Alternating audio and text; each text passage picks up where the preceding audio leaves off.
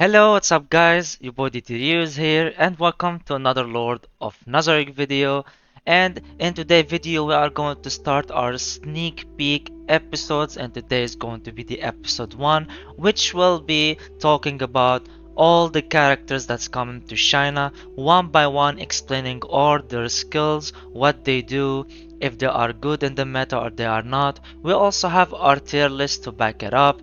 So this episode is going to be about all the characters. I'm going to start from the character that's going to come to global first until the last one. So we are going to start with our boy ZARYUSU first, because he is the next banner that should come to global. Of course, if they change the rotations, we are going to prioritize another one. But for the first episode, we're going to start with ZARYUSU, and we will move on until the last character that was dropped in China. So I hope you enjoyed the videos, and I hope you enjoy this episodes of all the characters, so you can see your favorite and your beautiful characters and know what they do and why they are so broken if they are, and why they are bad if they are bad. So please enjoy the video and let's begin. So before I start talking about ZARYUSU, I wanna thank you guys so much. Today we reached 500 subs and I'm so happy and grateful for all of you guys. Thank you so much for all your support. I really appreciate every one of you for pushing the sub button or for you to watching my video. So thank you so much guys. I really appreciate it. And now we can start and talk about ZARYUSU. So if we go here, we're going to see ZARYUSU in the standard banner, which is the limited banner. Here he is. This is ZARYUSU, which will release out on global, hopefully in a day or two. And as you can see, this is his stats. You have a triple A on HP, defense, and speed, and also attack, and a B on magical defense. This is his stats, and this is his stats when he's maxed out. But don't worry, this is not his final stats. It all depends on your account, your stat, your unleashes, so this differs. But what doesn't differ is the alphabet, which is A, B, is going to be a triple A and a B. Alright, this is Zarus right here, and now we will move to show his skills, which I translated, and I have them right here with me. So let's read them one by one, starting from passive. So basically his passive is that he gains attack power increased by 12%. After the skill, the target has a control state which cooldowns your random skill by 1, which means that with his passive, after any skill is released and the other enemy has a control state, which is a freeze or any control state, because all his kits is about control state, which is he's going to freeze and put cold. It will reset his cooldown for a random skill by 1. So basically he can like it will always trigger. And his attack at level 2 attack power increased by 16, and here by 20, at 4 by 24, and at 5 the blood absorption rate increased by 15%, which is a lifesteal, but they call it blood absorption. And this is going to be his passive, and this is going to be his first skill, his first single skill, which will deal 100% physical damage to attack power, because he is a physical damage warrior. Okay, he's a physical damage dealer. And the power of frost increases the basic probability by 50% in the state additional freeze, which means that when you inflict his first skill, there is a probability by 50% to put an additional freeze on the enemy. If the target does not have freeze, he will add 1 layer of cold, and 3 layers are stacked. He can stack to 3 layers, and then after he stacked to 3 layers, the force is going to be a cold, and then immediately enter freeze and remove all cold. He will remove all stacks and freeze the enemy target. And freeze is a control effect that will make them unable to attack and will reduce their speed by 15% and their resistance by also 15%. And cold is she will reduce the speed by 5% and the resistance by 5%, will stack to 3 layers, which will be 15 and 15 when he has 3 stacks, and then he will put freeze on him, as well.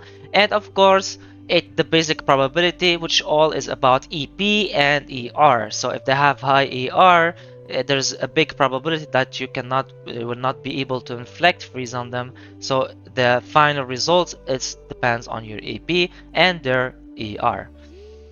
And now we move for his second skill, which will buff him. They're called gain, which mean buff.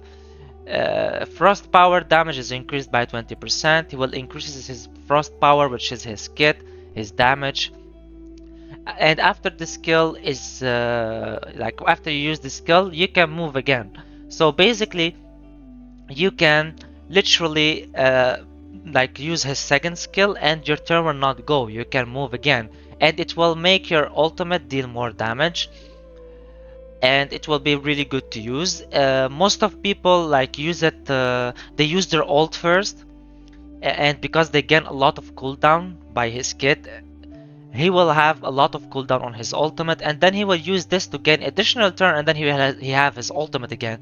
This is how you can spam his ultimate and always freeze cold the enemy. That's why he's so broken and so good in a lot of meta and a lot of team that you want to put, because he is really useful with his free. Imagine that you can freeze 2 units of the enemies and inflict cold on all the enemies, and we will explain what he does more later. I don't want to confuse you, but there's a lot of usage for this guy. It's probably really good and will be so OP with the later on units that to come.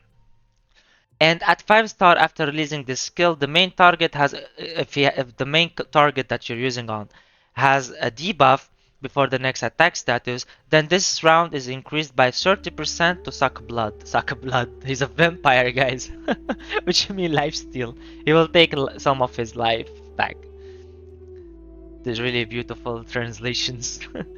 But don't worry, guys, I got you. I understand what it means because I played the characters and I seen what they do, so no worries. And at level 2, his Frost Power enhanced effect damage reduced by 10%, which it will give him damage reduced by 10%. And here it will increase his damage instead of 20 to 25, and at 4 to 30. And at 5, it will reduce the damage by 15%. And now for the ultimate and the most important thing in his kit and what makes him broken. So basically he does an AoE target to hit all the enemies, deals physical damage of 44% of attack power in 3 stages. After the skill is released, there is a 60% basic probability of attaching freeze to the main target holding for 1 round. So you have 60% basic probability to attach a freeze on the main target, and if the target does not have freeze, you will add a cold and it will be stacked like we explained about it before. And there is also a 60% basic probability of attaching cold to the non-main target. So not only the target, he will also put cold. Cold is not freeze, okay? Cold is the stacks that will freeze him afterwards after another turn of playing.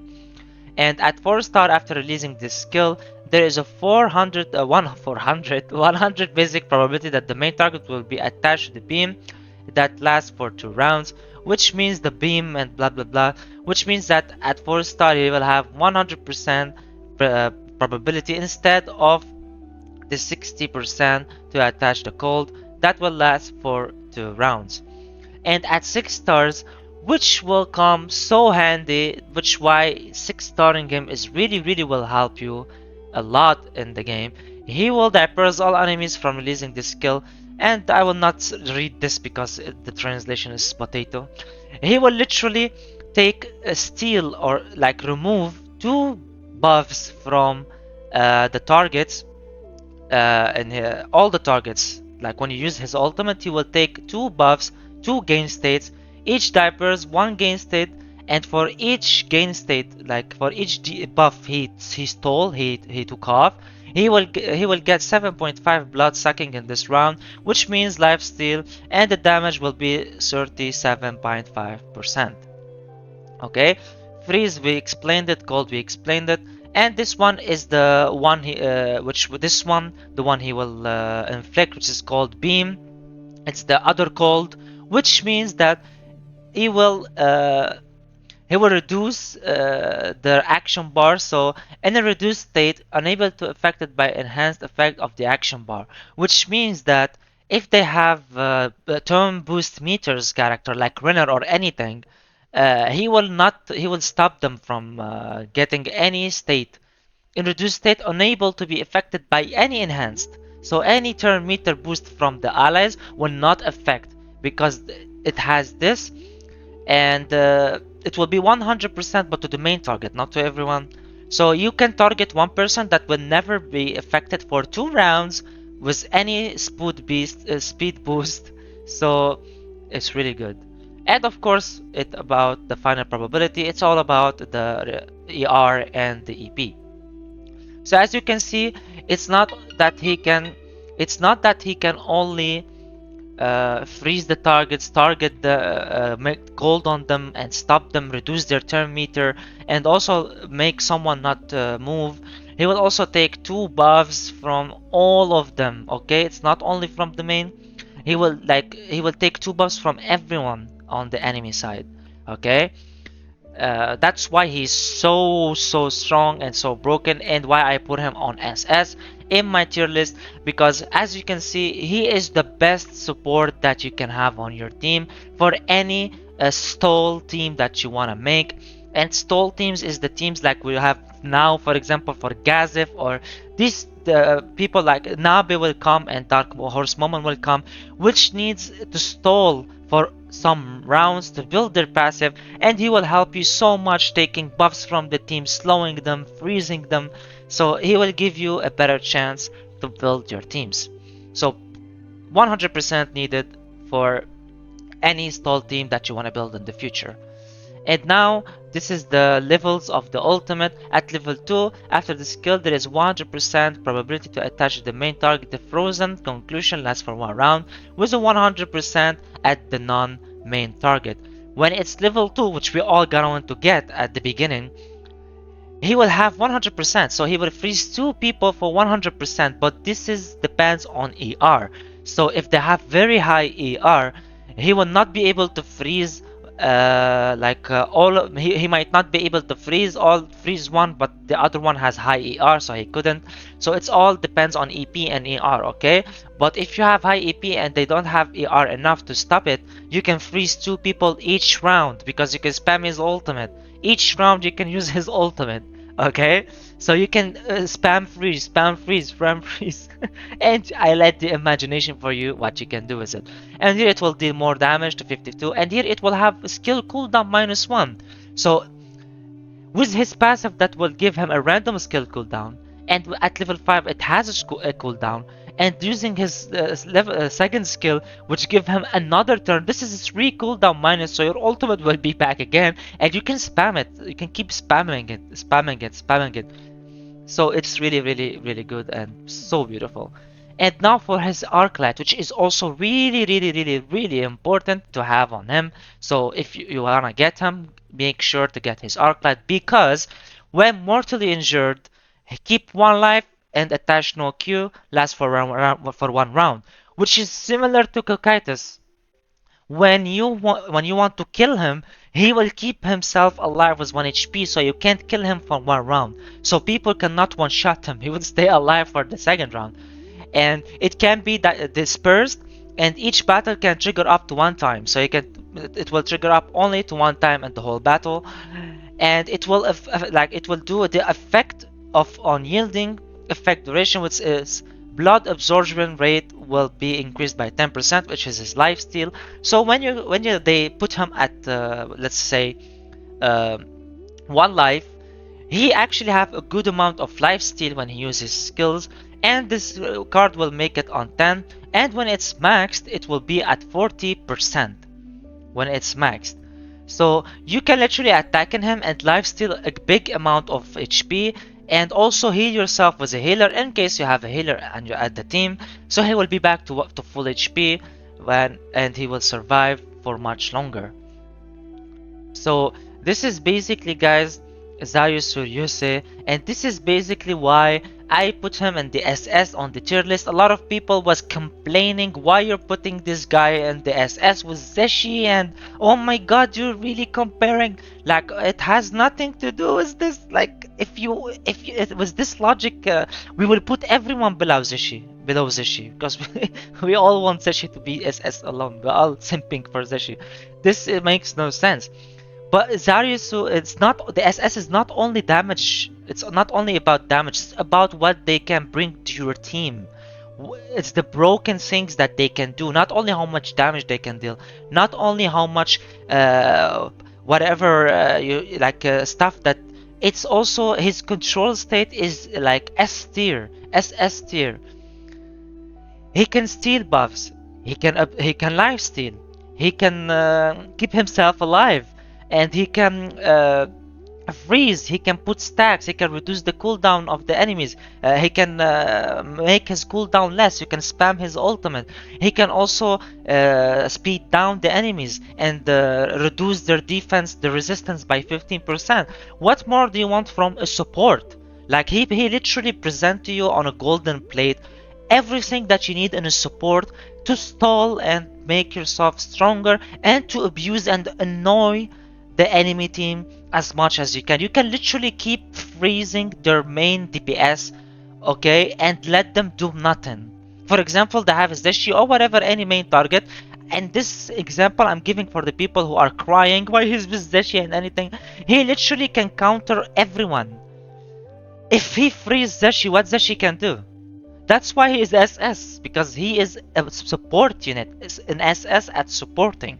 I hope you get the idea by this transition, and no one will come and cry in the comment and tell me, what is it? He is a support SS unit, and that's it. That's all I'm going to talk about it. So basically, so perfect for PvP, and he can also be used for PvE because he also can support and freeze the enemies in PvE. But his most usage and what he's most broken in is the PvP. If you want to use stall teams like Nabe, the Dark Horse Momon, which I can't show because it's an event limited. Even if you want to use Victim, because Victim needs a little bit of time to build his sacrifice and his damage. There's a lot of options, and all of them have ZARYUSU as a support. No one play anyone else as a support than ZARYUSU.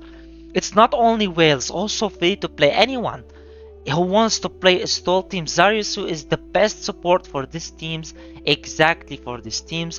He will really help you stall, buy time, annoy the enemy team, not let them kill you, and can build your passive and literally one-shot them and win easy with these teams. He can also be used on other teams, but this is the most usage of him, okay? So this is basically ZARYUSU, guys, and this is the first episode of our sneak peek. This is our sneak peek about this crocodile. Really broken, really good.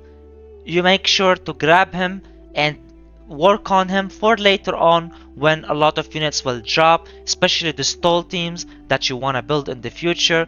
He will 100% be so useful to you, especially if you 6-6 him. So make sure to try to bring copies, dispatch, bond, anything you can make, and to try and 6-6 him so you can really get the 100 potential of him. He can work without 6-6.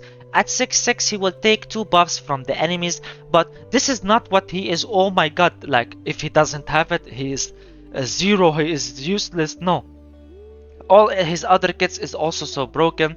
But if you 6-6 him, he can take 2 buffs and it can really help at come to a clutch. So if you can do it, okay? ZARYUSU is really a strong character, and this is my personal advice. You can do whatever you want, but later on in the future you will see that he will be in every freaking lineups in the PvP, and he will make you cry, and then you will say, oh, we wish we summoned for him. So it's all on you. You do whatever you want, you do you. This is what I wanted to say in the video, and welcome guys to the first episode, and we are going to end the episode now. Stay tuned for tomorrow episode, which is going to talk about his wife, Splashy Lulu, and we're going to explain what she does as well. And the last thing before I say goodbye, I wanted to tell you guys that when he comes out, I'm going to go live and do some summons myself on him. And I want to also do some summons for my subs and for anyone who wants me to summon for them. If you want ZARYUSU and you want me to summon, you can contact me. I'm going to leave my Discord in the description so you can guys add me and send me your accounts, either if you were on Crunchyroll or on A+, so we can do together uh, summons for your accounts, hoping to get you as many Sarisu as you want and the Arclight as well. So if you want to reach out to me and let's enjoy. It's going to be my first live, by the way. I'm really excited to have you guys there. So please be there and support me for my first live. So this is all for you guys today. Thank you so much for watching the video. Please don't forget to like and subscribe. Your body to you as with you guys. Peace.